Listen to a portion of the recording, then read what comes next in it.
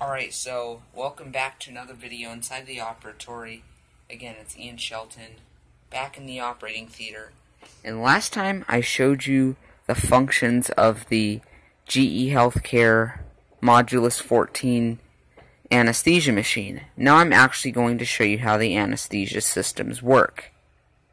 I'm going to show you how to use them and how they function.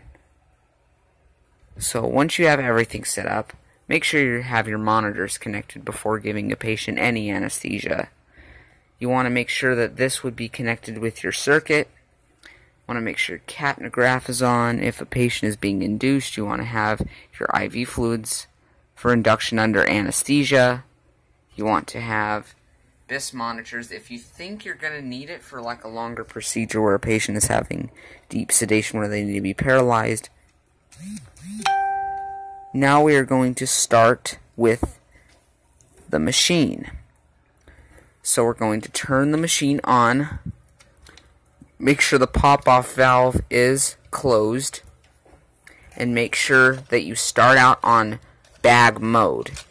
You never want to put the patient on the ventilator unless they have a breathing tube, because you don't want this mask suctioning to their face. And just to show you, this is connected with the machine. So I turn my machine on. Beep. Just waiting for it to start up. My anesthesia computer is coming on. We're going to go to drugs. And since I'm not actually going under, I'm just demonstrating how the breathing systems work. I'm just going to be giving myself some oxygen and air. I'm not going to use any of the anesthesia gases. I will point at the vaporizers and mention anesthetic gases, but I'm not going to actually use them because I have to stay awake to make the video. So, my machine's turned on. Make sure that the reservoir bag is filled with an adequate amount of fresh gas.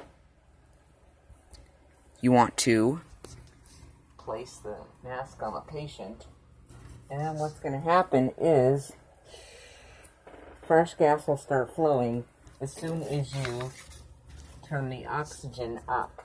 So I'm just going to turn the oxygen up on the dial so that I'm breathing in 100% oxygen. Now, what happens is I blow in here and inflate the purple balloon. The gas comes through a tube in the wall to the CO2 absorber, where waste gases in what I breathe are removed, and the remaining gas is mixed with fresh gas from the ventilator. Now, the fresh gas mixed with the recycled gas is sent back to the rebreathing bag where it fills up, and I breathe it in. And it's a circle system. So it goes from the patient, down the anesthesia tube, into the anesthesia bag, through the machine to the CO2 absorber, to the common fresh gas outlet where it is mixed with the fresh gas. It is sent over to the vaporizers. These vaporizers mix the oxygen and the recycled air with anesthesia gas, and they send them through the tube. I breathe in the anesthesia gas. It gets sent to the reservoir bag. It gets sent back where the old gas is removed. It is mixed with fresh gas and sent through the vaporizers to be added to the anesthesia and sent through the circuit. Meanwhile, this machine is monitoring the breathing up here, and this 36 number, that's the amount of CO2 that I'm expiring. I can also see the respirations here on the monitor, so I can know how I'm breathing. I should also have a pulse oximeter and ECG, as well as non-invasive blood pressure connected. So the drugs say nothing, but the most common anesthesia gas is sevoflurane. So I can use sevoflurane. No need for IV puncture, but there's a luer lock here just in case I need to give fluids. And a pump is set up to my location and my use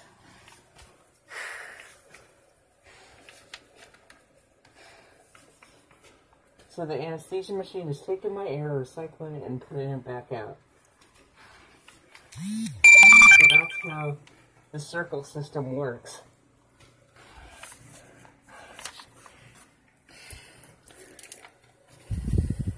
Well, hope you enjoyed. Catch you later.